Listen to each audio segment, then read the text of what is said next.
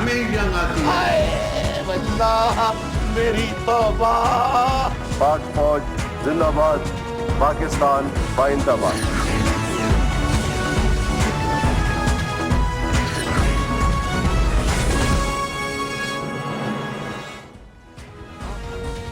खबरों तबसर आप देख रहे हैं। खबरों तबसरों और तज्जियात पर मबनी पाकिस्तान का सबसे मोतबर न्यूज शो दुनिया, कामरान खान के साथ।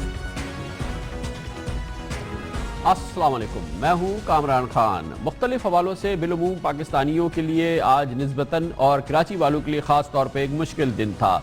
तवक्कुआत के बरखिलाफ कल हुकूमत ने पेट्रोल की कीमतों में कमी का ऐलान तो किया, मगर उतना नहीं जितना कि तवक्की की जा रही थी और आलमी मंडी में तेल की कीमतें जिस तरह से गुज़िश्ता माह में कम हुई थी। पाकिस्तान भर में पेट्रोलियम की मुख्तलिफ मसनूआत के हवाले से एवरेज कोई 3% कीमतों में कमी की गई, लेकिन इतलात ये थी कि ओगरा का हुकूमत को मशवरा ये था कि आलमी मंडी में जो तेल की कीमतें हैं उस हवाले से कम ₹7 फ़ी लीटर की कमी की जाए। लेकिन हुकूमत की क्योंकि आमदन इस वक्त तेल और एनर्जी की मुख्तलिफ ज़राए से होती है, इसलिए मुनासिब ये समझा गया कि कम से कम फ़ायदा आवाम तक पहुँचाया जाए। इसीलिए तकरीबन ₹3 फ़ी लीटर हुकूमत ने अवाम को फ़ायदा पहुँचाया, लेकिन उसके साथ ही इसका हिसाब बराबर कर दिया और गैस की कीमतों में इजाफा किया और 2.5 साल के बाद तकरीबन गैस की कीमतों में इजाफा किया गया और ख़ास तौर पर घरेलू सार्फिन की कीमतों में भी इजाफा किया गया। 3 से 13% गैस के घरेलू सार्फिन की कीमतों में इजाफा कर दिया गया और इसके साथ ही मुख्तलिफ इंडस्ट्रियल जो यूज़र्स थे गैस के सनती सार्फिन, उनके लिए गैस की नरकों में ज़बरदस्त इजाफा किया गया और कहीं पे ये 23% था, कहीं 60% इजाफा किया गया। बिजली बनाने वाली कंपनियों के लिए 5% इजाफा किया गया। इसका मतलब यह है कि मजमूई तौर पे इन इंडस्ट्रीज से मुंसलिक जो मसनूआत हैं उनकी कीमतों में इजाफा होगा। ख़ास तौर पे इतलात के मुताबिक खाद की कीमतों में बहुत ज़्यादा इजाफा होगा और दूसरी मसनूआत की कीमतों में भी इजाफा होगा। इसीलिए कहा जा रहा है कि कल जिस वक्त पूरा मुल्क गिरफ्त में था एक सियासी भूचाल के, सदर आसिफ अली जरदारी के जनाब नवाज शरीफ के खिलाफ बयान और इस हवाले से जो मीडिया में सियासी खबरें चल रही थी, इसी दौरान एक मिनी बजट आया था जिसमें पाकिस्तान में गैस की कीमतों में इजाफा हुआ। इसके अलावा गैस की मसनूआत के सेल्स टैक्स में भी इजाफा किया गया और पेट्रोल की कीमतों में इतनी कमी नहीं की गई जितनी तवक्को की जा रही थी। उसके साथ ही आज सुबह एक नई सूरत हाल पैदा हो गई क्योंकि पेट्रोल पंप्स में फ्यूल नहीं था और उसकी बुनियादी वजह यह थी कि पेट्रोल पंप डीलर्स को पता था कि कीमतों में कमी होने जा रही है, इसलिए उन्होंने अपनी ज़रूरत से कहीं कम पेट्रोल अपने पास रखा था। और आज जब सुबह पेट्रोल पंप खुले उनके पास ख़ास तौर पे कराची में पेट्रोल पंप्स में जो उनके पास रिजर्व्स थे वो बहुत कम थे और इसी दौरान जो पेट्रोल पंप के से मुंसलिक जो ऑपरेटर्स हैं, जो फ्यूल सप्लाई करते हैं, जो पेट्रोल सप्लायर्स हैं, उन्होंने हड़ताल का ऐलान कर दिया और जिसके बाद एक अफरा तफरी बच गई और कराची के तकरीबन तमाम पेट्रोल पंप बंद हो गए और कराची की जो ज़िंदगी है, चाहे वो कारोबारी ज़िंदगी हो या आम ज़िंदगी हो, उस पर ज़बरदस्त असर पड़ा और कराची में ट्रैफिक की जो रफ्तार है वो बहुत तेज़ी से कम हो गई। बहरानी कैफियत थी। आज शाम तक तकरीबन तमाम शहर के पेट्रोल पंप मुसलसल बंद थे। एक बार फिर वो मनाजिर जो कि अब से चंद माह कबल देखने में आए थे जब पूरे मुल्क में पेट्रोल का शदीद बहरान पैदा हुआ था, उसकी एक बड़ी झलक कराची भर में देखने में आई और ये बात भी आया हो गई कि कितनी आसानी से सिर्फ एक चंद घंटों के अंदर इतना बड़ा पेट्रोल बहरान पैदा किया जा सकता है जैसा कि आज कराची में देखा गया। इस पूरे बहरान के बारे में हम आपको दिखाते हैं खुसूसी रिपोर्ट जो हमारे बिजनेस कॉरेस्पॉन्डेंट तारिक गौरी ने तरतीब दी है। आज पेट्रोल की कीमतों में कमी की खबर क्या आई? कराची और मुल्क के दीगर कई शहरों में पेट्रोल नायाब ही हो गया। पेट्रोल की किल्लत से कराची के मुख्तलिफ इलाकों के पेट्रोल पंप्स बंद हो गए और अवाम पंप्स पर धक्के खाते नजर आए। पेट्रोल ही नहीं दे रहे, सस्ता हो गया बोल रहे हैं, टैंकरों की हड़ताल पर डाल के पेट्रोल बंद कर दिए। सुबह से अभी बाहर हो गए, ड्यूटी से आ रहा हूँ और जाके गाड़ी बंद हो गई, पेट्रोल नहीं मिल रहा। मैं ऑफिस आ गया हूँ, मुझे घर जाना है, मैं अभी इस वक्त इंतहाई परेशान हूँ, कैसे जाऊँ? महंगा होता है फौरन खोल के रखते हैं, जब सस्ता होता है तो बंद क्यों कर देते हैं? इसका आवाम को हल्का सोचना है। जब बेचारे इतने लोगों में लेडीज के साथ जा रहे हैं, कोई परेशान कितने हो रहे हैं? सुबह उठो तो पेट्रोल बंद है, शाम को देखो तो गैस बंद है, रात को देखो लाइट बंद है, तो यहाँ एक दफा आइटम बम मार के खत्म करो। ज़राए के मुताबिक कई पेट्रोल पंप्स मालिकान को ये उम्मीद थी कि कीमतें ₹7 तक कम हो सकती हैं, इसलिए उन्होंने पेट्रोल की खरीदारी के लिए ऑर्डर ही नहीं किए। जबकि पंप मालिकान ने गिरती हुई कीमतों के सबब स्टॉक भी कम रखा हुआ था। जिम्मेदारी और मार्केटिंग कंपनीज की, इनको पहले से बताना चाहिए था, काम करना चाहिए था। मिनिस्ट्री बैठी हुई है इस्लामाबाद, यहाँ कोई आता नहीं, हमारे नुमाइंदे जो हैं उनको इंटरेस्ट नहीं। लेकिन इतना बड़ा क्राइसिस आने वाला था, इसमें तो सब मिल बैठ के और उनको काम करना चाहिए था। गुज़िश्ता रोज ऑयल कॉन्ट्रैक्टर्स ने सेल टैक्स के खिलाफ हड़ताल का ऐलान किया था। कॉन्ट्रैक्टर्स की हड़ताल के बाइस ऑयल टैंकर्स भी पेट्रोल और डीजल सप्लाई न कर सके। हमारी जो स्ट्राइक का मकसद है वो प्रोविंशियल गवर्नमेंट की तरफ से हमारी ट्रांसपोर्टेशन सर्विसेज के ऊपर सेल टैक्स का निफाज। पिछले 1.5 साल से हम हुकूमत के साथ जो कि है, प्रोविंशियल अथॉरिटीज़ के साथ भी और पेट्रोलियम मिनिस्ट्री के साथ भी जो कि हम इन नेगोशिएशन है, और हमारी ये डिमांड रही है कि हमें इस चीज़ से जो कि है वो एग्जम्पशन दे दी जाए। ऑयल कॉन्ट्रैक्टर्स की हड़ताल के बाइस सिर्फ कराची ही नहीं बल्कि लाहौर, रावलपिंडी और इस्लामाबाद में भी अवाम को शदीद मुश्किलात का सामना करना पड़ा। सारा दिन कभी यहाँ कभी वहाँ कभी वहाँ, तो पेट्रोल मिलता नहीं है, बहुत कम जगह पे, जहाँ पे मिलता है वहाँ पे ऐसे लाइनें लगी होती हैं। अगर महंगा हो तो ये रात से महंगा हो जाता है, अगर सस्ता हो तो सुबह भी नहीं मिलता है। आधे पंप खुले आधे बंद हैं, आधे दे ही नहीं रहे और लाइनें लगी हैं। अवाम की परेशानी को देखते हुए सुई सदन गैस कंपनी ने सीएनजी स्टेशंस फौरी तौर पर खोलने का नोटिफिकेशन जारी कर दिया था, जिसके बाद सीएनजी स्टेशंस पर गाड़ियों की लंबी कतारें लग गईं। ताहम इसी दौरान ऑयल कॉन्ट्रैक्टर्स और हुकूमत के दरमियान मुज़ाकरात कामयाब हो गए और हड़ताल खत्म करने का ऐलान कर दिया गया। शाम तक न सिर्फ कराची बल्कि मुल्क के दीगर शहरों को भी तेल की सप्लाई बहाल होना शुरू हो गई और अवाम ने सुकून का सांस लिया। प्रोग्राम दुनिया कामरान खान के साथ के लिए कैमरामैन फरमान अली के साथ तारिक गौरी, दुनिया न्यूज़, कराची। एक बार फिर मुल्क में पेट्रोल बहरान और कल शब मिनी बजट जिसमें गैस की कीमतों में इजाफा किया गया और पेट्रोल की कीमतों में खातिर ख्वाह कमी नहीं की गई। इस पूरे मामले पर बात करते हैं और इसके लिए हमारे साथ मौजूद हैं वफाकी वजीर बराए पेट्रोलियम और कुदरती गैस जनाब शाहिद खाखान अब्बासी। बहुत बहुत शुक्रिया शाहिद साहब, आपने हमें ज्वाइन किया है। एक बार फिर पेट्रोल बहरान की झलक आज नजर आई कराची में बहुत ज़्यादा, दूसरी जगहों पर भी। क्या आपने सबक सीखा था पिछले बहरान से, क्योंकि चंद घंटों के अंदर ऑयल कॉन्ट्रैक्टर्स की, टैंकर एसोसिएशन की स्ट्राइक के चंद घंटों के अंदर एक अफरा तफरी मच गई और एक फिर पेट्रोल बहरान की सूरत नजर आई। इसका ऐसा लगता है कि आपने सबक सीखा नहीं था पिछले बहरान से? देखिए, सिस्टम में ये खराबी है और यकीनन कराची में आज कुछ मुश्किल पैदा हुई। इसकी बुनियादी वजह आपने खुद बयान कर दी कि टैंकर्स एसोसिएशन की स्ट्राइक थी, जिसको हमने मैनेज किया और उनके मामलात को सुना, कुछ हद तक रिजॉल्व किया और वो स्ट्राइक कॉल ऑफ कर दी गई है।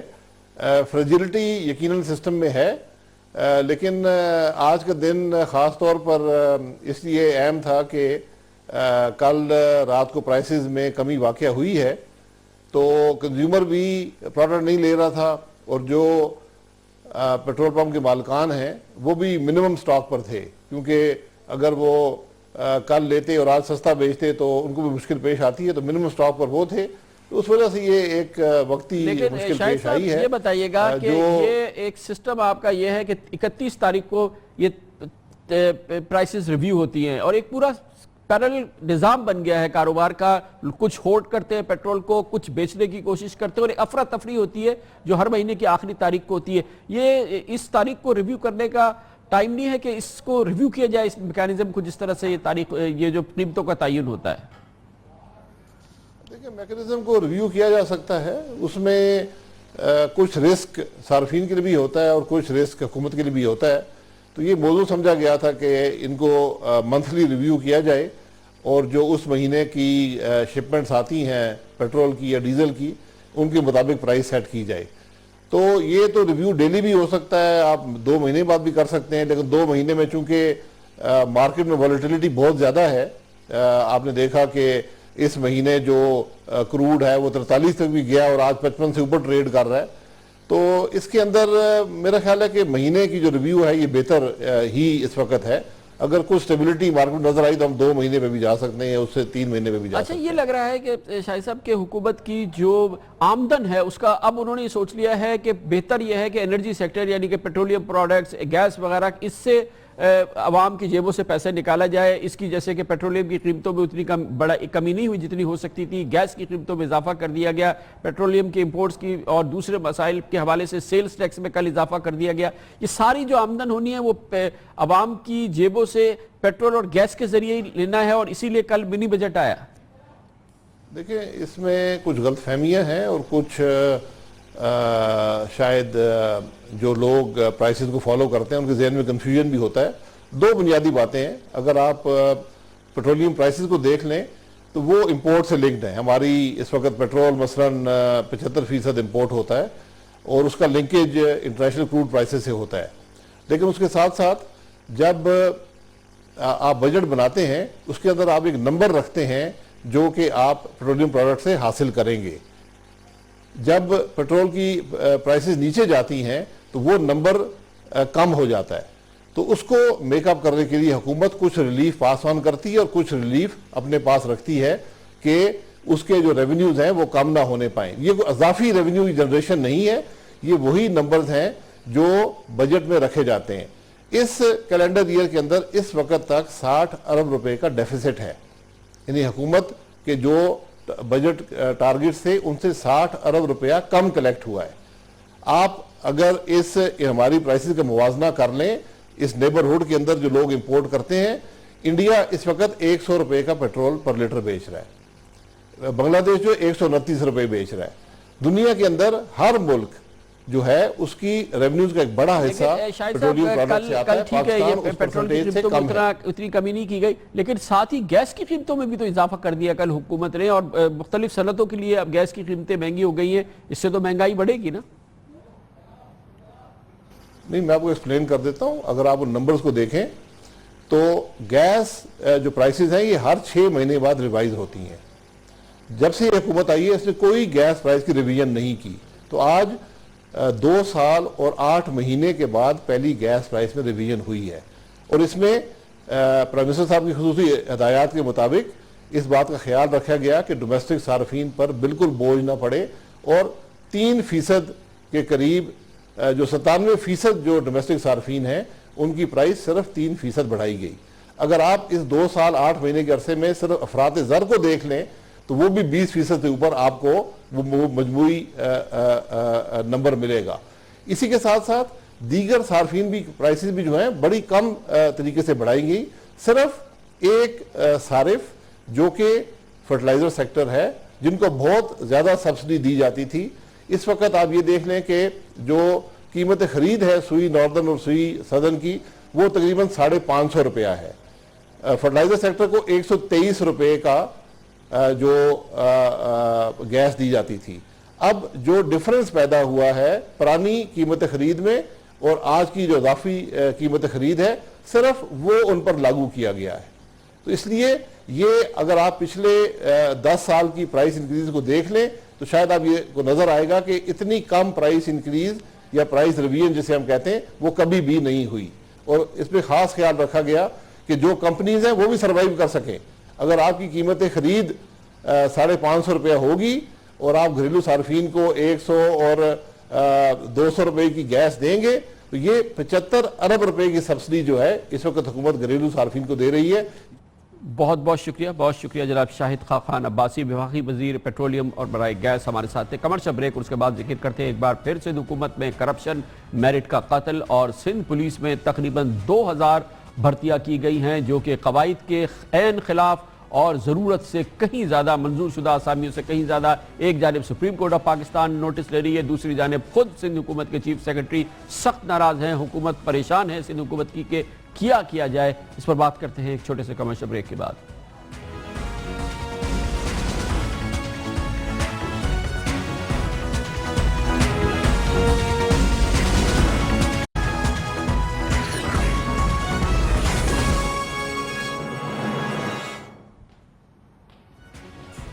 Welcome back. کچھ عرصے قبل ہم نے اسی پروگرام میں سندھ پبلک سروس کمیشن کے سابق چیئرمین جسٹس آغا رفیق کا ایک انتہائی اہم انٹرویو نشر کیا تھا جس میں انہوں نے تفصیل سے بتایا تھا کہ کس طرح سے انہیں سندھ پبلک سروس کمیشن کے چیئرمین کا عہدہ چھوڑنا پڑا جب عہدہ سنبھالنے کے صرف 6 ماہ کے اندر ان پر زبردست دباؤ ڈالا گیا کہ میرٹ کو بالائے طاق رکھتے ہوئے हुकूमत की अहम तरीन सिंध हुकूमत की अहम तरीन शख्सियात के नाम दिए हुए लोगों को सिंध पुलिस में ASI भर्ती कर लिया जाए और सिंध पब्लिक सर्विस कमीशन ने इस सिलसिले में जो इक़दाम किए हैं, जो मेरिट का निज़ाम कायम किया और जिसके ज़रिए सिलेक्शन किया था जिन लोगों का, उनको एक तरफ रख दिया जाए। जिसके जवाब में जस्टिस आगा रफ़ीक ने अपना ओहदा छोड़ना कबूल किया और जिसके बाद उन्होंने हमारे इस प्रोग्राम में तफसील से बताया था कि मेरिट का कत्लेआम किस तरह से हो रहा है। महकमे पुलिस के हवाले से वो किस्सा तमाम नहीं हुआ है और ये मुसलसल जारी है और आज इसकी गूंज सुप्रीम कोर्ट ऑफ पाकिस्तान में भी सुनाई दी और सिंध पुलिस के आला अहकाम में भी, जिसमें चीफ सेक्रेटरी सिंध और चीफ मिनिस्टर सिंध के दफातर भी शामिल हैं।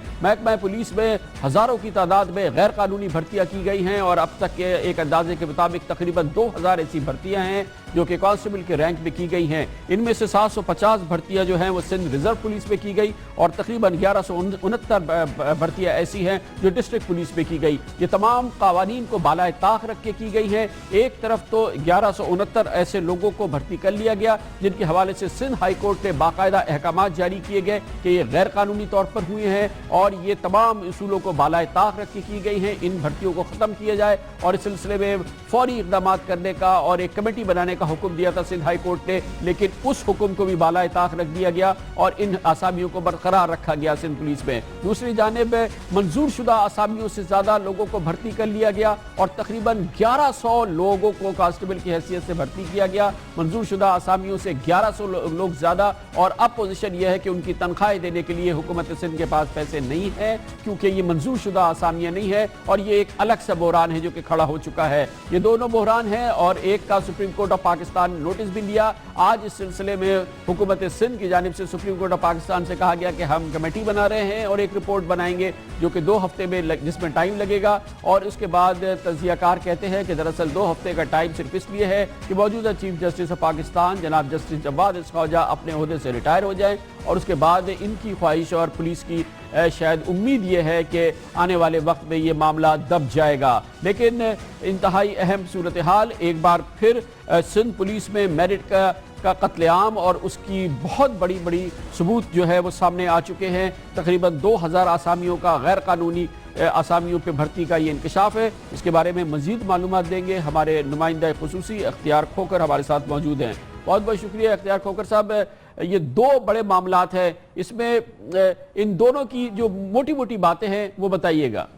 हाँ कामरान साहब, इसमें जो ना सबसे पहले जो मामला सामने आया था वो सिंध रिजर्व पुलिस का मामला आया था। उसमें कोई 750 भर्तियां थी सिपाहियों की। जो उस वक्त का DIG था आफ्ताब पठान, उसने खुद खत लिखकर IG को इस बात की तस्दीक की थी कि ये जो भर्तियां हैं ये खिलाफ कवायद हुई हैं और जो कमेटी बनाई गई थी उस कमेटी ने उसकी जो असल जो मेरिट की और कोडल फॉर्मेलिटी जो पूरी होनी चाहिए वो कमेटी पूरी नहीं कर सकी। वो तो उसने खुद तस्दीक की, लेकिन उसके बाद जो है जो इस वक्त IG ऑफिस ने जो DIG इस्टेब्लिशमेंट है जावेद महर साहब, उसने एक खत लिखा है पिछले दिनों होम सेक्रेटरी को और उसको बताया कि 2013-14 में सिंध हुकूमत ने कोई 10,075 सिपाहियों के लिए असामियाँ मंजूर की थी, लेकिन उसके बावजूद सिंध पुलिस के जो डिस्ट्रिक्ट पुलिस है उसमें 11,000 से ज़्यादा लोग 11,244 लोग भर्ती हो गए सिपाही। तो इसलिए उन्होंने ये दरख्वास्त की है सिंध हुकूमत से, क्योंकि 11,069 अफराद ज़्यादा भर्ती हो गए हैं सिपाही, इसलिए सिंध हुकूमत इनकी बजट के लिए पैसा नहीं और पिछले 1.5 साल से इन लोगों से ड्यूटी ली जा रही है, लेकिन उनको तनख्वाह देने के लिए हुकूमत के पास पैसे नहीं, उनको तनख्वाह की अदायगी नहीं हो सकी। और उस पर होम सेक्रेटरी ने एक समरी भेजी वज़ीर आला सिंध को और वज़ीर आला सिंध के उस समरी पर होम सेक्रेटरी ने भी यही सिफारिश कर दी कि इस साल का जो बजट है उससे इन लोगों को तनख्वाह दी जाए जो कि नई असामियाँ नहीं पैदा की हैं, यानी इसके साल जो पुलिस के भर्तियों के लिए पैसे रखे गए हैं वो नई भर्तियां करने के बजाय पिछले सालों जो खिलाफ कवायद भर्तियां हुई हैं उन लोगों की तनख्वाह की अदायगी की जाए। उस पर चीफ सेक्रेटरी सिंध ने एक लंबा सा नोट लिखा है उस समरी पे जो हमारे पास मौजूद है। उसमें उन्होंने लिखा है कि ये एक बहुत बड़ा एडमिनिस्ट्रेटिव और मालियाती बेकायदगी का केस है, इस पर तो कार्रवाई होनी चाहिए। उस पर वज़ीर आला सिंध ने भी उसकी मंजूरी दी है और सीएम इंस्पेक्शन टीम को हुक्म दिया है कि उसकी कार्रवाई करे। लेकिन इसमें सबसे बड़ा मसला कामरान साहब ये है कि IG सिंध पुलिस को बुनियादी तौर पे खुद कार्रवाई करनी चाहिए थी, उसको इसकी निशानदेही करनी चाहिए थी कि ये भर्तियां किस तरह गैर कानूनी हैं और उनका जिम्मेदार कौन है। اس کے کاروائی کرنے کے بجائے آئی جی نے صرف یہ سفارش کر دی کہ ان کو نئے سال کے بجٹ سے رقم دی جائے. اس سے پہلے لیکن اختیار کھوکر اس سے پہلے ہمارے اسی پروگرام میں سابق سندھ پبلک سروس کمیشن کا چیئرمین آغا رفیق خان نے بتایا تھا کہ وہ اتنے اہم عہدے کی شخصیت ہے کہ انہیں اپنا عہدہ چھوڑ کے جانا پڑا دباؤ کی وجہ سے، کہ ان پر دباؤ تھا کہ اے ایس آئی سرکاری سیاسی جو سفارشیں ان کی بنیاد پہ بھرتی کیا جائے. اس کا مطلب ہے سندھ پولیس کا پورا نظام جس میں بھرتیاں، ریکروٹمنٹ اور یہ جتنی ساری چیزیں اوپر سے لے کے نیچے تک یہ سراسر کرپشن پر مبنی ہے، اور اس سراسر اس میں میرٹ کا خیال نہیں کیا جاتا، اور یہ 3 بڑے بڑے کیسز اس سلسلے میں سامنے آ چکے ہیں. کامران صاحب اس میں ایک نئی ڈیولپمنٹ یہ ہوئی ہے، یہ بھی میں سمجھتا ہوں اس کو بھی ہم شیئر کرنا چاہیے.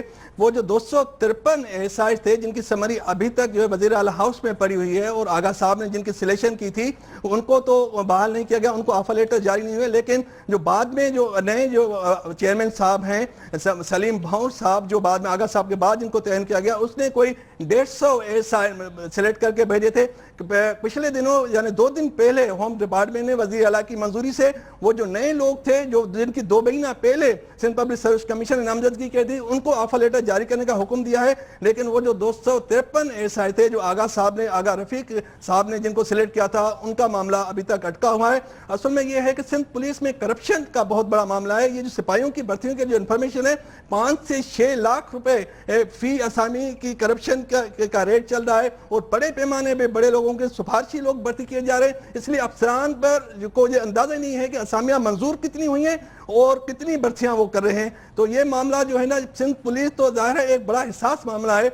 اسی طرح سے آپ کو محکمہ تعلیم میں جو بھرتیاں ہوئیں اس میں 34 افراد کو صرف اس لیے ریموول فرام سروس آرڈیننس کے تحت چوکاٹ نوٹس ہوئے کہ انہوں نے اوور اینڈ ابو اسٹرینتھ سے بھرتیاں کی تھی. لیکن سندھ پولیس میں یہ غیر قانونی کام ہونے کے باوجود ابھی تک کسی کے خلاف کارروائی کی کوئی سفارش نہیں ہو سکی. بہت بہت شکریہ. کارروائی کیسے ہو کپتان صاحب، یعنی کہ سندھ آپریشن کے سربراہ اور سندھ کے وزیر اعلیٰ سید قائم علی شاہ کو شکایات بہت ہے کہ ان کے معاملات میں مداخلت کی جاتی ہے، اور اس شکایات کا اور ان کے معاملات کا ذکر ہوگا ایک وقفے کے بعد، جس میں آپ نیوز ہیڈ لائنز دیکھیں گے، اور جس میں کہ آج آرمی چیف کی وزیر اعظم سے اور کور کمانڈر کراچی کی وزیر اعلیٰ اور گورنر سندھ سے ملاقاتیں ہوئی. سارا سلسلہ وہی ہے، پاکستان پیپلز پارٹی کی ناراضگی. اس کے بارے میں آپ کو بتائیں گے کمرشل بریک اور نیوز ہیڈ لائنز کے بعد.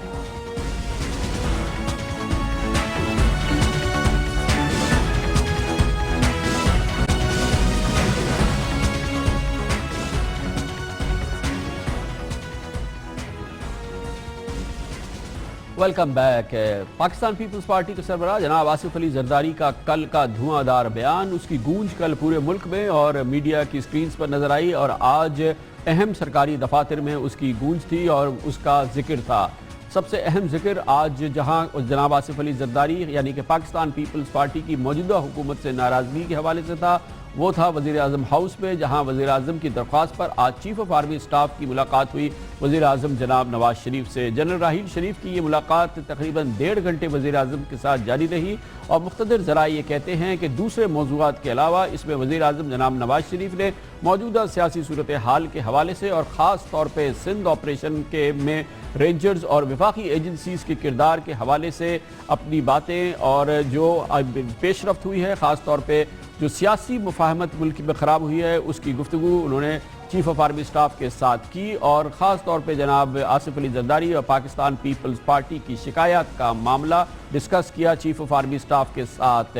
اسی کا پیش رفت ہے اور اسی سے جڑی ہوئی بات ہے کہ اس ملاقات کے بعد آج شام کو کور کمانڈر کراچی نے ملاقات کی وزیر اعلیٰ سندھ سید قائم علی شاہ کے ساتھ، اور پھر ان کی ایک علیحدہ ملاقات گورنر سندھ جناب عشرت العباد کے ساتھ بھی ہوئی. ان تینوں شخصیات یعنی کہ وزیر اعظم اور جناب قائم علی شاہ اور گورنر سندھ ڈاکٹر عشرت العباد کی جو گفتگو ہوئی ہے فوجی قائدین کے ساتھ، اس میں ایک نقطہ اور ایک شخصیت جو چھائی رہی وہ ہے ڈاکٹر عاصم اور ان کی گرفتاری. ڈاکٹر عاصم کی ہی گرفتاری تھی جس نے جناب آصف علی زرداری کو اس نہج پہ پہنچایا کہ کل انہوں نے اب پبلکلی जनाब नवाज शरीफ की दुखती रगों पर हाथ रखा। कभी उन्होंने राना मशहूद पंजाब काबीना के वजीर की रंगे हाथों रिश्वत लेने की मुबैना वीडियो फिल्म का जिक्र किया, कभी उन्होंने मॉडल टाउन वाक़े में नचवी कमीशन की रिपोर्ट का जिक्र किया, और कभी उन्होंने फिर उसी हुदैबिया पेपर मिल्स और मनी लॉन्ड्रिंग केसेस का जिक्र किया, और जनाब आसिफ अली जरदारी ने इसकी गूंज पूरे मुल्क में फैला दी। आज इस हवाले से पेशरफ्त हो रही है और देखना यह है कि क्या आज की जो गुफ्तगू हुई है वज़ीर आज़म की आर्मी चीफ के साथ और जो कराची में पेशरफ्त हुई है उसके बाद जो करप्शन के टेररिज्म के साथ ताल्लुक़ के हवाले से जो करप्शन जारी है, जो ऑपरेशन जारी है, वो किस हद तक जारी रहता है या उस पर उसमें कोई कमी आती है, ये आने वाला दिन बताएगा। ये भी देखना भी बाकी है कि डॉक्टर आसिम के साथ क्या होता है, जो फिलहाल 90 दिन के रिमांड पे रेंजर्स के पास है, और उनके हवाले से इंसदाद दहशत गर्दी के जो कवानीन हैं और ख़ास तौर पे PPO जो है उसको इन्वोक किया गया है, तहफ़्फ़ुज़ पाकिस्तान ऑर्डिनेंस, जिस पर पीपल्स पार्टी नाराज़ है कि इंसदाद दहशत गर्दी के कवानीन का इतलाक़ उनके किसी रुकन पे नहीं होना चाहिए। लेकिन देखना यह है कि अब डॉक्टर आसिम के मामले का क्या होता है, और आज की इन मुलाकातों का सिंध में ऑपरेशन के हवाले से ख़ास तौर पे पीपल्स पार्टी के जो तहफ़्फ़ुज़ात है उसके हवाले से क्या होता है। लेकिन बज़ाहिर इसके आसार के ये ऑपरेशन रुक जाएगा या इसमें कमी आ जाएगी, कम ही इसके आसार नज़र आते हैं, क्योंकि इसे अवामी सताइश हासिल है और कराची से लेकर लाड़काना तक जो अवाम हैं सिंध के वो इस ऑपरेशन को हर लिहाज से पसंद कर रहे हैं, इस पे अपने इत्मीनान और खुशी का इजहार कर रहे हैं। करप्शन सिंध के दफातर से ख़त्म हो और वो सरकारी हुक्काम या सियासतदान जो करप्शन में मुलव्विस हैं और जिन्होंने करप्शन और मेल प्रैक्टिसेस और मेरिट के कत्लेआम के हवाले से सिंध को एक अलामत बना दिया है, अगर उनका कलाकुमा होता है किसी भी ऑपरेशन के ज़रिए तो यकीनी तौर पर ये सिंध के अवाम के लिए खुशी और इत्मीनान का बाइस होगा, और यकीनी तौर पर पाकिस्तान पीपल्स पार्टी के जवां साल रहनुमा बिलावल भुट्टो जरदारी के विजन की भी एंड मुताबिक है, जो कम अज़ कम अवामी सतह पर वो लोगों के सामने रखते रहे हैं। लेकिन आज पीपल्स पार्टी की फौरी तौर पे मसाइल हल होते नज़र नहीं आए, क्योंकि आज तकरीबन उसी वक्त जब जनाब वज़ीर आज़म Nawaz Sharif chief of army staff general Raheel Sharif से मुलाकात कर रहे थे, उस मकाम से थोड़ी ही दूर पाकिस्तान पीपल्स पार्टी से ताल्लुक़ रखने वाले साबिक वज़ीर आज़म सैयद यूसुफ रज़ा गिलानी इस्लामाबाद हाई कोर्ट पहुँचे थे कि उनको हिफाजती बेल दी जाए उन केसेस के हवाले से जिसमें FIA ने करप्शन के मामले में उनके खिलाफ फाइनल चालान अदालत में पेश कर दिया है। कराची की अदालत ने उनके खिलाफ वारंट गिरफ्तारी जारी कर दिए हैं। वो वांटेड शख्सियत थे FIA के लिए, लेकिन आज वो हिफाजती बेल के लिए इस्लामाबाद हाई कोर्ट पहुंचे। गो कि कल हमने इस सिलसिले में खबर दे दी थी कि हुकूमत और पाकिस्तान पीपल्स पार्टी के दरमियान पस पर्दा ताल्लुकात और इस सिलसिले में जो बैक चैनल डिप्लोमेसी हो रही है उसके नतीजे में आला तरीन सतह से अहकाम जारी कर दिए गए हैं कि जनाब यूसुफ रज़ा गिलानी को गिरफ्तार ना किया जाए। लेकिन शायद यूसुफ रज़ा गिलानी को इस हमारी कल की इस खबर पे कुछ यकीन था और कुछ यकीन नहीं था, जिसकी वजह से वो आज इस्लामाबाद हाई कोर्ट गए, जहां पर उन्हें तकरीबन एक हफ्ते के लिए इस्लामाबाद हाई कोर्ट ने हिफाजती बेल भी दे दी, और इसका इजहार जनाब यूसुफ रज़ा गिलानी ने आज यूँ किया। कल आया कि मुझे अरेस्ट नहीं किया जाएगा, और आज जब हम अदालत में पेश हुए तो मेरे खिलाफ एक और केस बना दिया गया, और जिसके लिए कल दोबारा या आज मुझे दोबारा पेश होना पड़ेगा अदालत में एक और बेल के लिए। मगर मुझे ये भी यकीन है कि अगर ये बेल भी हमने करा ली तो और भी हमें कराने पड़ेंगे। शायद यूसुफ रज़ा गिलानी साहब की मालूमात पूरी नहीं है। 2 केसेस के अंदर उनके खिलाफ फाइनल चालान हुए हैं, कुछ अभी भी पेंडिंग है, और एक केस में उन्होंने अपनी हिफाजती बेल कराई है, और अब शायद वो उनके इल्म में नहीं था, इसलिए वो कहते कल फिर वो दोबारा जाएंगे और इस्लामाबाद हाई कोर्ट से दोबारा एक हिफाजती बेल के लिए रिक्वेस्ट करेंगे। लेकिन हम अपनी इस खबर पर कायम हैं कि हुकूमत की हिदायत है और सख्त हिदायत है कि जनाब यूसुफ रज़ा गिलानी को गिरफ्तार ना किया जाए। ये हुकूमत नहीं कहती कि इशराफिया के लिए कुछ और कवानीन हैं और आम लोगों के लिए कुछ और, लेकिन बहरहाल ये हुकूमत की पॉलिसी है कि जनाब यूसुफ रज़ा गिलानी को गिरफ्तार ना किया जाए। लेकिन हालिया माहौल में आज जो गुफ्तगू हो रही है उसका बराह रास्त ताल्लुक तहफ़्फ़ुज़ पाकिस्तान ऑर्डिनेंस के निफाज का है और सियासतदानों पर उसके निफाज के हवाले से है। इससे पहले तहफ़्फ़ुज़ पाकिस्तान ऑर्डिनेंस PPO के हवाले से मुत्तहिदा कौमी मूवमेंट के इंतहाई अहम सीनियर रहनुमा आमिर खान को 3 महीने के लिए गिरफ्तार किया गया था। اب ڈاکٹر عاصم کو بھی انہی شقوں کے تحت گرفتار کیا گیا ہے۔ تحفظ پاکستان آرڈیننس کا اطلاق سیاست دانوں پر ہونا اور سیاست دان اس کی گرفت میں آنا، شاید اس کی توقع دوسرے لوگوں کو ہو یا نہ ہو، لیکن جناب آصف علی زرداری جو کہ دور رس نظر رکھتے ہیں سیاست پر اور معاملات پر، انہوں نے اس کی خبر پہلے ہی دے دی تھی، اور اب سے کچھ عرصے قبل جب تحفظ پاکستان آرڈیننس آ رہا تھا انہوں نے متنبع کیا تھا جناب نواز شریف کو کہیں ہم دونوں ہی اس کے تحت اندر نہ ہو جائیں۔ ایسا نہ ہو کہ میں اور میاں صاحب اور ہمارے سارے لیڈر اسی قانون میں جیل میں ہوں، تو اس کو مس یوز بھی نہیں ہونے دینا، اور اس کی ضرورت بھی ہے۔ اس ضرورت کو سامنے رکھتے ہوئے ہم نے یہ فیصلہ کیا ہے پیپلز پارٹی نے کہ ہم اس قانون پہ ووٹ دیں گے، مگر اس شرط کے ساتھ کہ یہ کبھی بھی کالا قانون نہ بن سکے، کبھی بھی یہ کسی ڈیموکریٹک پارٹی کے خلاف استعمال نہ ہو سکے۔ اس پہ ضرور سراہنا چاہیے جناب آصف علی زرداری کو کہ انہوں نے اس وقت محسوس کر لیا تھا کہ اس کی گرفت میں سیاستدان آ سکتے ہیں، خود ان کی پارٹی آ سکتی ہے، اور اب پورا ماحول ایک ایسا بنتا جا رہا ہے، تجزیہ کاری اندازے لگا رہے ہیں گو کہ جو اہم ذرائع ہیں وہ اس کی تردید کرتے ہیں کہ گھیرا دراصل خود جناب آصف علی زرداری کے گرد تنگ کیا جا رہا ہے۔ ان کے قریب ترین ساتھی چاہے وہ سیاستدان نہ بھی ہوں، یا تو ان کو عام الفاظ میں جو کہا جاتا ہے اٹھا لیا گیا ہے، یا ان کو گرفتار کر لیا گیا ہے، ان پر تحفظ پاکستان آرڈیننس لگا دیا گیا ہے۔ اس لیے ایک ماحول سا بنتا نظر آ رہا ہے، چاہے وہ درست نہ ہو، کہ دراصل یہ ہاتھ جو شاید اس وقت چھپے ہوئے ہیں وہ خود جناب آصف علی زرداری کی جانب بڑھ رہے ہیں، لیکن پاکستان پیپلز پارٹی نے اسے بھانپ لیا ہے، اور اسی لیے قائد حزب اختلاف سید خورشید علی شاہ نے کہا کہ اگر آصف علی زرداری صاحب کی طرف یہ ہاتھ بڑھے تو پھر جنگ ہوگی۔ لیکن آصف علی زرداری کے اوپر اگر ڈائریکٹ ہاتھ ڈالا جاتا ہے تو اس سے ایک جنگ کی ابتدا ہی کرنے کے سوا کچھ نہیں ہوگا۔ میں نے آفر کیا ہے کہ ہمارے ساتھ بیٹھا جائے، پرائم منسٹر کے ساتھ بیٹھا جائے، یہ ادارے سارے پرائم منسٹر کے انڈر میں ہیں۔ سید خورشید صاحب کہتے ہیں کہ پھر تو جنگ ہوگی۔ آج انہوں نے کہا کہ ان کا مطلب تھا کہ الفاظ کی جنگ ہوگی، جیسے کہ ابھی الفاظ کی جنگ نہیں ہو رہی، لیکن بہرحال اچھا کیا کہ انہوں نے بیان کر دیا کہ اس دن ان کا مطلب جو تھا جنگ سے تھا۔ سید خورشید صاحب نے کہا لیکن جو پورا ماحول بن گیا ہے، تحفظ پاکستان آرڈیننس، کراچی آپریشن ضرب عزم اور نیشنل ایکشن پلان، اس نے جہاں دہشت گردوں کے گرد گھیرا تنگ کیا ہے، ان کی زندگیوں کو اجیرن کیا ہے، وہاں اس کا ایک سائیڈ ایفیکٹ یہ ہوا ہے کہ سندھ حکومت جزوی طور پر معطل نظر آتی ہے، کم از کم کراچی کی حد تک۔ گو کہ اس کا اعتراف بھی کرتے ہیں اور نہیں بھی کرتے حکومت والے، سندھ حکومت والے، لیکن جناب سید قائم علی شاہ جو کپتان بھی ہے آپریشن کے اور سندھ کے وزیر اعلیٰ بھی، وہ اس معاملے میں کوئی دو رائے نہیں رکھتے۔ وہ کہتے ہیں کہ ہمیں بے اثر کر دیا گیا ہے، چاہے الفاظ اس کے لیے وہ کوئی بھی استعمال کرتے ہوں۔ یا پرائم منسٹر کو میں نے کہا کیوں سندھ کو آپ حملہ کر رہے ہیں، سندھ پر حملہ کہا میں نے کہا یہ میں سمجھتا ہوں کہ انویٹ کیا گیا ہے اور یہ حملہ ہے سندھ پر۔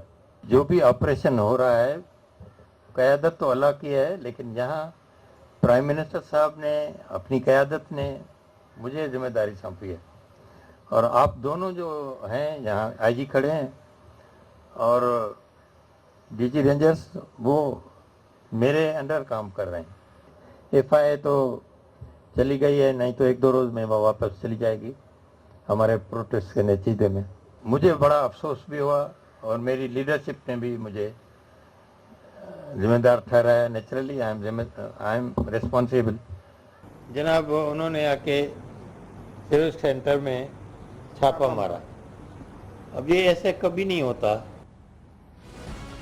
جناب قائم علی شاہ نے چند دن پہلے کہا کہ ایف آئی اے تو چلی گئی ہے یا کچھ دنوں میں چلی جائے گی، مطلب یہ ہے کہ جو وفاقی ایجنسیز کارروائی کر رہی ہے کرپشن کے حوالے سے، اور کرپشن کا جو دہشت گردی سے تعلق ہے اس حوالے سے یہ رک جائے گا۔ یہ جناب سید قائم علی شاہ کی ایک بھرپور معلومات ہے، لیکن شاید یہ معلومات درست نہیں ہے، کیونکہ ہماری معلومات یہ ہے کہ اس قسم کی احکامات جاری نہیں کیے گئے ہیں، ایک انچ بھی پیچھے ہٹنے کو نہیں کہا گیا ہے ایف آئی اے کو اور وفاقی ایجنسیز کو۔ کرپشن کے خلاف جو ان کی کارروائی جاری ہے، کرپشن کی دہشت گردی سے تعلق کے حوالے سے جو ان کی کارروائی جاری ہے، اس حوالے سے کوئی ایسی انسٹرکشن، کوئی ایسا اشارہ نہیں دیا گیا ہے کہ یہ وفاقی ایجنسیز پیچھے ہٹ جائیں. کم از کم اس وقت تک جس وقت ہم یہ پروگرام کر رہے ہیں ایسا کچھ نہیں ہوا ہے، اور ہماری اطلاعات کے مطابق اسی آپریشن کو تیز کرنے کے لیے آئندہ چند دنوں میں بڑی کارروائیاں بھی ہو سکتی ہیں اور اس کی بھی تیاریاں ہو رہی ہیں. لیکن آج کی ملاقات جہاں پر اس کی اہمیت تھی، آرمی چیف کی جو ملاقات ہوئی جنرل راحیل شریف کی وزیر اعظم سے، لیکن زیادہ دلچسپ ملاقات کراچی میں ہوئی. 2 ملاقاتیں تھیں. Corps commander Karachi lieutenant general Naveed Mukhtar پہلے چیف منسٹر سندھ سید قائم علی شاہ سے ملے، بعد میں گورنر سندھ سید جناب عشرت العباد کے ساتھ ملے، لیکن اس میں بھی زیادہ اہم ملاقات سید قائم علی شاہ کے ساتھ تھی. اس کے بارے میں مزید بات کرتے ہیں اور اس ملاقات میں اور اس کے اطراف میں کیا ہوتا رہا، اس کے لیے ہمارے ساتھ موجود ہے ہمارے باخبر بیورو چیف دنیا نیوز کراچی میں جناب ریحان ہاشمی. بہت بہت شکریہ ریحان ہاشمی صاحب. بہت ٹینس ماحول ہے جس میں آج کور کمانڈر صاحب کی ملاقات ہوئی ہے وزیر اعلیٰ سندھ سے. اس سے پہلے وزیر اعلیٰ سندھ کافی کہتے رہے تھے کہ ان کی بات نہیں ہو پاتی، ان کی ملاقات نہیں ہو پاتی، وہ کپتان ہیں، ان کو ڈی جی رینجرز ان کے ماتحت ہیں. یہ سارے ماحول میں کچھ اطلاعات ہیں کہ کیا موضوع آج زیر بحث رہے؟ دیکھیں بالکل وزیر اعلیٰ آج بھی ملاقات میں صرف گلے شکوے ہی کرتے رہے. ہمارے ذرائع کہتے ہیں انہوں نے کہا جی ڈاکٹر عاصم کو جب اٹھایا انہوں نے یہ لفظ استعمال کیا تو میں نے اس وقت بھی آپ کو کال کی تھی، کور کمانڈر کو انہوں نے رابطہ کیا تھا جو آپریشن کو دیکھتے ہیں اور ڈی جی رینجر سے بات کی تھی. اور اس کے بعد انہوں نے یہ بھی بتایا کہ جی اگر کوئی ثبوت ہے، میں نے ڈی جی رینجر سے بھی کہا کہ ثبوت پیش کریں. ہم نہیں کہتے کرپشن کو آپ لوگوں کو نہ پکڑیں، لیکن کم سے کم ہمارے جو سینئر لیڈر ہیں ان کے خلاف اس قسم کی کارروائی نہیں ہو چاہیے. اس پر ہمارے ذرائع کہتے ہیں کہ ڈی جی رینجر سے پہلے ثبوت پیش کیے تھے، وہ کافی بہت ثبوت ہیں ڈاکٹر عاصم کے خلاف. تو کور کمانڈر صاحب نے بھی یہی ہمارے ذرائع کہتے ہیں کہ بتایا کہ ثبوت ہیں تو ڈاکٹر عاصم کو پکڑا ہے. وزیر اعلیٰ ہر بات میں کہتے ہیں کہ یہ دوسری دفعہ وزیر اعلیٰ کی 1-to-1 ملاقات ہوئی ہے. پہلے جب ڈاکٹر عاصم حسین کو جب رینجرز نے اٹھایا تھا تو انہوں نے ڈی جی رینجرز اور کور کمانڈر کو فون کیا تھا اور بڑا ناراضگی کا اظہار کیا تھا اور یہ ضرور کہا تھا جی مجھے بتائے نہیں اور ڈاکٹر عاصم حسین کو. اچھا ریحان یہ بتائیے گا کہ یہ جو سب سے بڑا اس پر معاملہ یہ ہے کہ انسداد دہشت گردی کی جو دفعات ہیں یا جو قوانین ہیں ان کے تحت ڈاکٹر عاصم کو حراست میں لیا گیا ہے، اور اس وقت معاملہ یہ ہے کہ ڈاکٹر عاصم کا کردار اگر اس کے معاملات وفاقی وزارت پیٹرولیم سے ہوتے جب وہ تھے اور دوسرے معاملات ہوتے تو سمجھ میں آتی، لیکن یہ انسداد دہشت گردی کی جو انووک کی گئی ہے قوانین، اس کا کیا معمہ ہے؟ کچھ خبر ہے کیا ہو رہا ہے اس معاملے میں؟ کیا معاملات ہیں؟ دیکھیں ڈاکٹر عاصم میں سب سے بڑا جو رینجر سے اٹھانے کا مقصد یہ ہے کہ وہ دہشت گردوں کو فنڈنگ کرتے تھے. ان پہ یہ ایک بڑا سیریس ایلیگیشن ہے کہ وہ دہشت گردوں کو فنڈنگ اس طرح کرتے تھے کہ انہوں نے چائنا کٹنگ کی جو زمینیں خریدیں، جو آپ نے نارتھ ناظر میں دیکھا قیمتی پلاٹ ہیں مختلف چائنا کٹنگ میں آتے ہیں، اس کی جو ادائیگی کی گئی ہے وہ دہشت گردوں کی گئی ہے. یہ ان پہ الزام ہے اور بڑا سیریس ایلیگیشن ہے. اس کے ساتھ جو اطلاعات باہر آ رہی ہیں ہمیں یہ بھی پتہ چلا ہے کہ جو دہشت گرد تھے وہ جو کراچی میں ٹارگٹ کلنگ کی وارداتیں ہوتی تھیں ان کے سرٹیفکیٹ جاری کرتے تھے کہ جس دن یہ واقعہ ہوا ہے. یہ اطلاعات ہیں، رینجرز نے ابھی رپورٹ پیش نہیں کی، 90 دن کے بعد رپورٹ پیش کرے گی. جیسے آج ایک ملزم ہے فرید الدین کے بارے میں انکشافات رینجرز نے رپورٹ میں کیے ہیں، 90 دن کے بعد ہی رینجرز رپورٹ پیش کرے گی مکمل ڈاکٹر عاصم حسین کے خلاف. لیکن جو اطلاعات ہیں جو ہمیں پتہ چل رہی ہیں اس کے مطابق جو دہشت گرد ٹارگٹ کلنگ کرتے تھے ان کو سرٹیفکیٹ دیتے تھے کہ جی جس دن ٹارگٹ کلنگ ہوئی ہے یہ تو میرے ہاسپٹل میں ایڈمٹ تھا، یا ان کو مختلف میڈیکل فٹنس کے سرٹیفکیٹ جاری کرتے ہیں یہ زیر علاج ہے، یہ تو کہیں گیا نہیں ہے. تو وہ بڑے لیکن سب سے سیریس ایلیگیشن ہے کہ فنڈنگ کا. جیسے کہ ایف آئی اے آپ نے خود کہا کہ ایف آئی اے کارروائی کر رہی ہے، وزیر اعلیٰ ناراض ہیں. رینجرز کے بعد وہ ثبوت موجود ہیں تو اتنی بڑی کارروائی ہوئی ہے، لیکن رینجرز کو ابھی مزید ثبوت حاصل کرنے ہیں. ہمارے ذرائع یہ بھی کہتے ہیں رینجرز اپنا کام کر لے گی تو ڈاکٹر عاصم حسین کو نیب کے حوالے بھی کیا جا سکتا ہے. NAB L N G case کی تحقیقات جب شروع کرے گی جب رینجرز اپنی تحقیقات مکمل کر لیں گی. تو اس کا مطلب ہے 2 تحقیقات ہوں گی، ایک رینجرز کی رپورٹ ہوگی. رینجرز ایسا لگتا ہے کہ کیونکہ وفاقی ادارہ ایف آئی ہے وہ دہشت گردی ایکٹ ایف آئی اے میں بھی شامل ہوتی ہے، تو رینجرز لگتا ہے پولیس کو نہیں دے گی، ڈاکٹر عاصم حسین کیس ایف آئی اے کو دے گی. جبکہ دوسرا جو کیس ہے ایل این جی کا جس میں بھرتیوں کا معاملہ ہے وہ کیس نیب کو جائے گا. تو ایسا لگتا ہے ڈاکٹر عاصم حسین کے خلاف 3 طرف سے کیسز بنائے جائیں گے، ایک ایف آئی اے، ایک نیب. ہو سکتا ہے کہ رینجرز جب عاصم حسین کو ہینڈ اوور کرے کسی بھی ادارے کے خلاف تو پولیس میں بھی ان کے خلاف مقدمہ درج کیا جا سکتا ہے.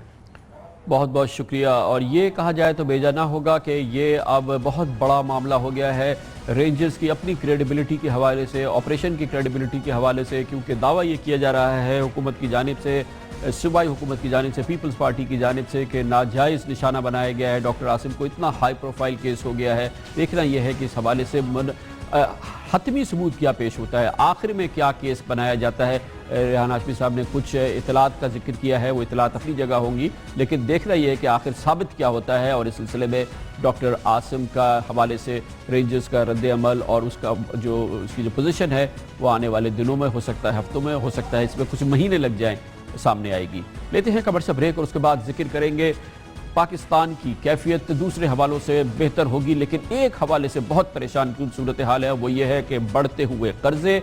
इस मुल्क पे कर्जों में बेपनाह दिन दूनी रात चौगनी तरक्की हो रही है और इस वक्त हमारा मुल्क 170 खरब रुपयों के कर्जे के तले है। 176 खरब रुपयों के कर्जे हो चुके हैं हम पे और इसमें पिछले 8 सालों में तकरीबन 100% इजाफा हो गया है। ये बहुत अहम मामलात है, बहुत अहम बात है, हर पाकिस्तानी इसके ज़ेरे असर है। इसके बारे में आपको बताएंगे, बहुत अहम आदाद शुमार है कमर्शियल ब्रेक के बाद।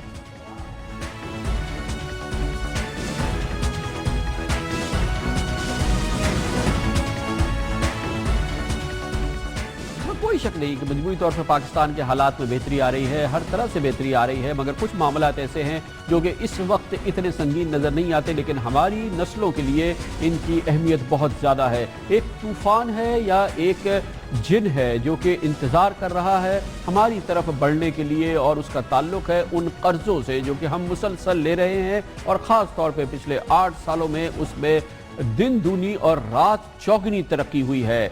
शायद आपके इल्म में ना हो, लेकिन इस वक्त पाकिस्तान की कौम पे कुल कर्जों का हजम 174 खरब रुपए है। 174 रुपए के हम मकरूज हैं पूरी दुनिया के और अपने अपने लोगों के भी। मुल्की कर्जों का हजम इस वक्त 122 खरब रुपए है, जबकि गैर मुल्की कर्जों का हजम इस वक्त 52 खरब रुपए है। इस तरह से कुल मिला के 176 खरब रुपए के कर्जे हम पर हो चुके हैं। मौजूदा हुकूमत के 2.5 सालों में तकरीबन 30 खरब रुपए कर्जा लिया गया है, यानी कि हर माह तकरीबन 1 खरब रुपए का मौजूदा हुकूमत के 2.5 साल में कर्जा लिया गया है। एक बार फिर सुन ले, इस 2.5 साल के दौरान पाकिस्तान के कर्जों में 30 खरब रुपए इजाफा हुआ है, जिसका मतलब यह है कि हर माह 1 खरब रुपए का कर्जा हम पे चढ़ा है और इससे हमारे कर्जों की जो कुल फीसद है वो 22% तक उसमें इजाफा हो चुका है। इसका मतलब क्या हुआ कि आज हमारा हर शहरी के कंधे पर हमारा हर शहरी 91,000 रुपए का कर्ज शुदा है और उस पर 91,000 रुपए का कर्ज है। सिर्फ 2 साल पहले हमारी कैफियत थी कि हमारे हर शख्स पे 78,000 रुपए का बोझ था, जो कि अब 91 का हो गया है। सन 2008 और 2009 में हमारे हर शख्स पर 37,000 रुपए का बोझ था, जो कि आज 2014 में 91,000 हो चुका है। पिछले 7 सालों में फी कस कर्जा जो है वो 54,000 रुपए बढ़ गया है। हर पाकिस्तानी पे 54,000 रुपए कर्जा बढ़ चुका है। गुज़िश्ता 2 सालों में सूद और दिफा का हजम मजबूरी आमदन का 50%। इसका मतलब ये कि जो हम कर्जों की अदायगी करते हैं और जो दिफाई अखराजात करते हैं, जितनी आमदनी होती है हुकूमत की उसका आधा सिर्फ इन 2 मदों में चला जाता है, यानी कि कर्जों का बोझ और दिफाई अदायगी। कर्जों का इसीलिए मामला मैंने आपसे कहा कि हमारी नस्लों के लिए अहम है और इसमें जिस तरह से इजाफा हो रहा है पिछले 2.5 साल के दौरान हर महीने 1 खरब रुपए का इजाफा, इसका मतलब ये है कि ये एक तूफान, खामोश तूफान है जो कि हमारी जानिब बढ़ रहा है। मौजूदा हुकूमत ने 2 साल में कर्ज और सूद की अदायगी में 3 खरब रुपए यानी 34% इजाफी खर्च किए, जो इससे पहले होते थे। जब कर्ज लेते हैं तो उसकी अदायगी भी करनी पड़ती है। पाकिस्तान पीपल्स पार्टी के 5 साल दौर में कुल कर्जे 138% बढ़ गए थे, यानी कि जब पीपल्स पार्टी की हुकूमत 2008 में आई तो उससे दुगने से ज्यादा हो गए थे जब 2013 में वो हुकूमत रुखसत हुई। जून 2008 में मजबूरी कर्जे 71 खरब रुपए के थे, जो कि अब बढ़ चुके हैं और जून 2008 में जो कर्जे 61 खरब रुपए के थे उसमें इजाफा हुआ है और वो जून 2013 में 143 खरब रुपए के हो चुके हैं। 143 खरब रुपए के, और इस वक्त मुल्की कर्जे, उस वक्त जिस वक्त ये सिचुएशन थी, मुल्की कर्जे 96 खरब के थे और गैर मुल्की कर्जे 47 खरब रुपए के थे। ये गुज़िश्ता 7 सालों में मईशत पर कर्जों का बोझ दुगने से ज्यादा हो गया है और 7 सालों के दौरान कुल कर्जों में यानी कि पिछले 7 सालों में कुल कर्जों में 97 खरब रुपए का इजाफा हुआ है, यानी 126% का इजाफा हो गया है। 7 सालों में सन 2008 में जो कर्जे थे वो एक चौथा न सिर्फ वो दुगने हुए बल्कि उसमें मजीद 26% इजाफा हो गया है। और 7 सालों में ये जो कर्जे हैं इसकी वजह से इस वक्त पाकिस्तान 176 खरब रुपए का मकरूज हो गया है। हर पाकिस्तानी 91,000 रुपए का मकरूज है। और इसका मतलब ये है कि जब आइंदा इन कर्ज़ों की अदायगी होगी हमारी नस्लों के लिए, और फिर ये डॉलर्स में अदायगी होगी, और फिर उस पर जो फिर हमें पता नहीं कि हमारी एक्सपोर्ट्स किस हालत में होंगी, तो ये एक खामोश तूफान है जो कि हमें अपनी तरफ खींच रहा है या हमारी तरफ बढ़ रहा है। इस पर मज़ीद मालूमात हासिल करते हैं, इस पर बात करते हैं। और इसके लिए हमें ज्वाइन किया है सेनेट में खजाना उमूर की कायमा कमेटी के सरबरा और मुख्तसर अरसे के लिए साबिक़ हुकूमत के वफाकी वज़ीर ख़जाना जनाब सेनेटर सलीम मांडवी वाला से। बहुत बहुत शुक्रिया मांडवी वाला साहब। आप बताइएगा क्या आप कहेंगे इस वक्त जो हम पर कर्जों का बोझ बढ़ रहा है, 176 खरब रुपए के इस वक्त कर्जे हो गए हैं, क्या इसके असरात हो सकते हैं इकॉनमी पे फ्यूचर में? कामरान साहब, ये बहुत सीरियस इशू है और इसमें जो ख़तरनाक बात है ना जो पिछले 2 साल में हुआ है, जिसकी मुझे बड़ी तशवीश है और मैं अक्सर इसको पार्लियामेंट में भी कहता रहा हूँ, बजट स्पीच में भी कहता रहा हूँ कि हम अब एक्सटर्नल डेट बोरो कर रहे हैं और लोकल डेट रिटायर कर रहे हैं। ये कभी नहीं हुआ और ये चीज़ हमारी फ्यूचर के लिए भी बहुत ख़तरनाक है और इसको ओवरकम करना आगे आने वाली गवर्नमेंट्स के लिए और भी डिफ़िकल्ट होगा। ओवरऑल डेट आपका बहुत अलार्मिंग रेट पे बढ़ रहा है और ये भी बहुत ख़तरनाक बात है क्योंकि बजट का अगर आप साइज़ देखें 4 ट्रिलियन प्लस का जो हमारा बजट है उसमें तकरीबन डेट सर्विसिंग जो है वो 50% पे जा रही है और अगर ये चलता रहा मामला तो आपके पास कुछ रह ही नहीं जाएगा कुछ करने के लिए, आप सिर्फ ये मुल्क डेट सर्विसिंग करता रहेगा। लेकिन मांडवी वाला साहब, जब ये आपकी हुकूमत थी, गुज़िश्ता हुकूमत, आप मुख्तसर अरसे के लिए वज़ीर ख़जाना थे, तो उसमें भी तो 126% इजाफा हो गया था 2008 से 2013 तक, यानी कि पिछले 60 साल के कर्जे एक तरफ थे और फिर अगले 5 साल में वो दुगने से ज़्यादा हो गए थे। तो आप तो बराबर के जिम्मेदार हैं जी। मैं देखें, मैं डेट के बारे में किसी गवर्नमेंट को ब्लेम नहीं कर रहा, मैं सिर्फ कहना ये चाह रहा हूँ कि जो ख़तरनाक चीज़ है, डेट इंक्रीज़ हो रहा है वो तो अपनी जगह ख़तरनाक है, मगर उससे जो और ख़तरनाक चीज़ है वो है कि आप एक्सटर्नल डेट बोरो करके लोकल डेट को रिड्यूस कर रहे हैं। ये जिन मुल्कों ने भी किया है उनका दिवालिया निकल गया है। आप देखें, मतलब ये बहुत ख़तरनाक चीज़ है। एक डेट बढ़ना तो चले, मतलब यूरोप के भी मुल्क हैं,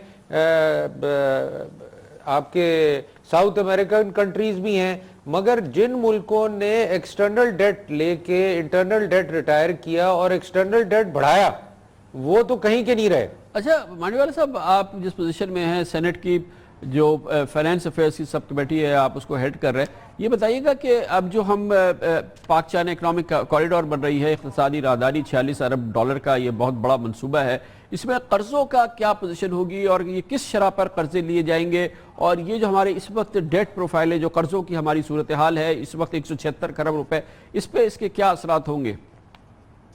जहाँ तक चाइना का ताल्लुक है, एक तो ये आई होप कि ये डेट चाइनीज़ करेंसी में हो, और दूसरा जो भी डेट आप रेज करने जा रहे हैं उसकी निगोशिएशन प्रॉपर हो, उसकी मतलब प्रॉपर ट्रांसपेरेंट वे में आप ये डेट रेज करें।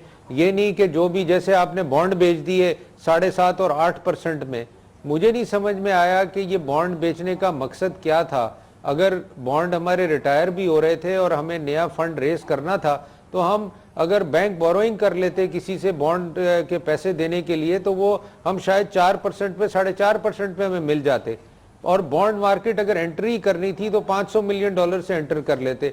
$7.5 बिलियन के आपने बॉन्ड बेच दिए 7.5% पे और 8% पे, तो ये मुझे कुछ इसका लॉजिक समझ में नहीं आया। इस टाइप के डिसीजंस जो है ना वो लॉन्ग टर्म बड़ा अफेक्ट करेंगे हमें। बहुत बहुत शुक्रिया। सलीम मांडवी वाला हमारे साथ थे। جی ہاں، قرضوں کا معاملہ انتہائی سنگین معاملہ ہے، اس کا ذکر نہیں ہوتا، لیکن پتہ ہونا چاہیے کہ اس وقت تک ہم 176 کھرب روپے کے مقروض ہیں، ہر پاکستانی 91,000 روپے کا مقروض ہو گیا ہے، اور قرضے کس رفتار سے بڑھا رہے ہیں؟ اس حکومت کے دوران، گزشتہ 2.5 سال کے دوران ہر ماہ 1 کھرب روپے کا قرضہ بڑھا ہے۔ خبر چل بریک، اس کے بعد ذکر کرتے ہیں سیاسی خبر۔